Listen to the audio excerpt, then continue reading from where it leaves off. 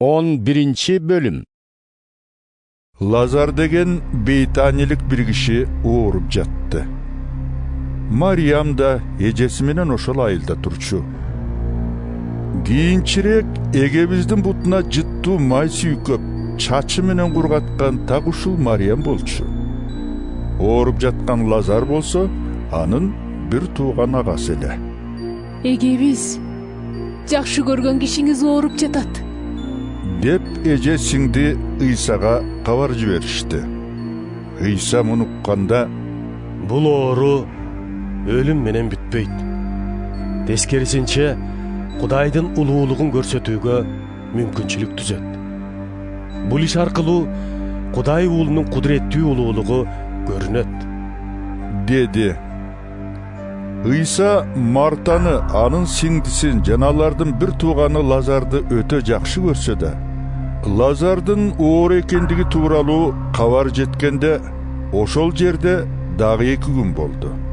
Андан соң шакирттерине мындай деди: Жүргүлө, Иудеяга кайра баралы. Устат, Иудей башчылары жакында эле сени таш параңга алып, өлтүрмөкчү болушпады беле? Дешти шакирттер ага. Эмне?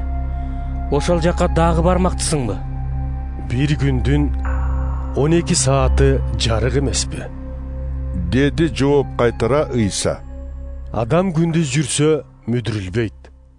Анткени бул дүйнөнүн жарыгын көрөт.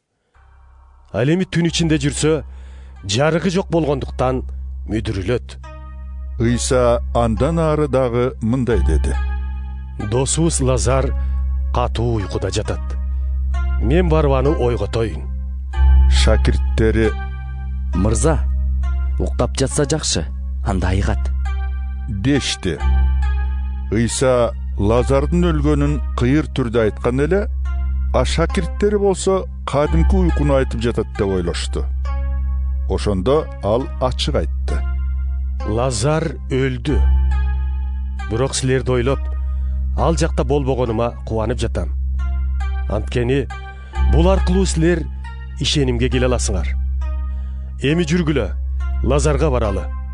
Ошондо Томегис башка шакирттерге: Кеттик, биз да устат менен биргөлөлү, деди.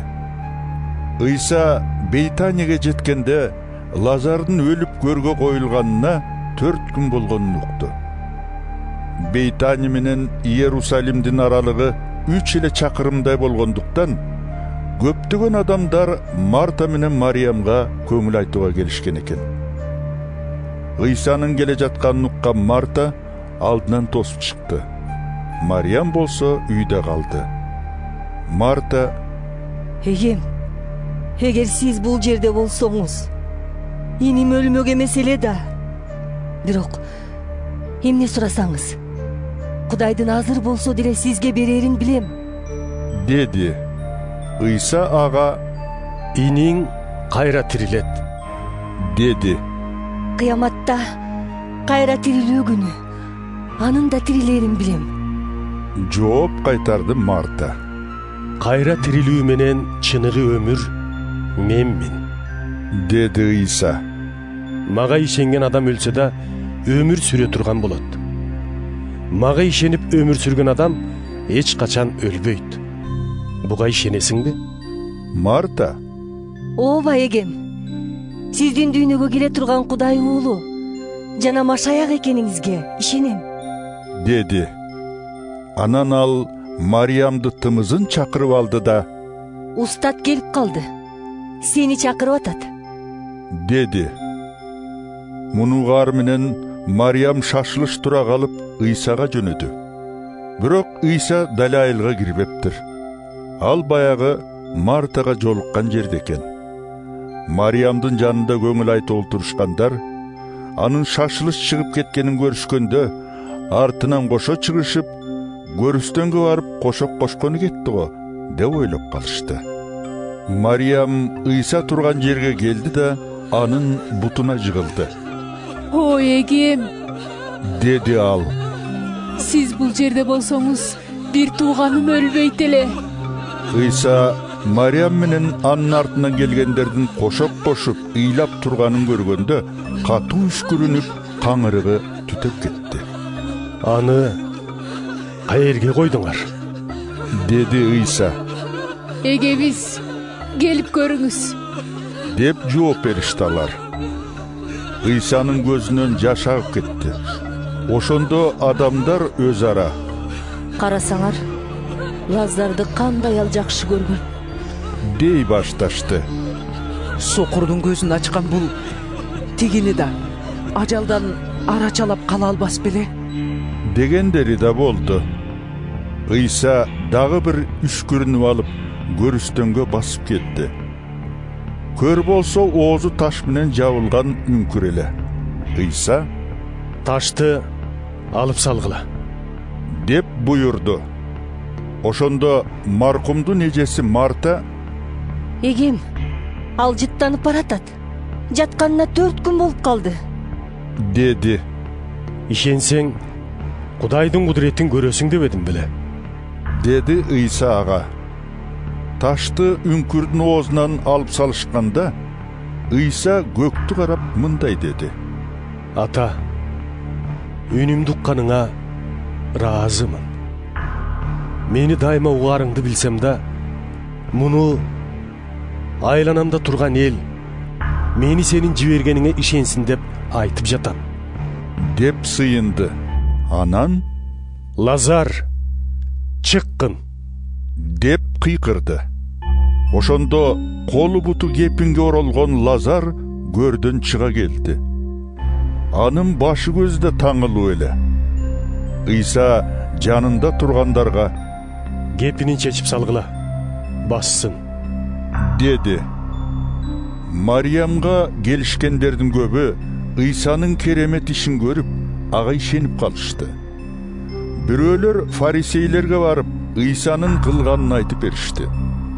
Ошондо жогорку дин кызматчылар менен фарисейлер диний жогорку кеңештин мажлисин чакырышып, өз ара мындай деп сүйлөшүштү: Кандай кылсак?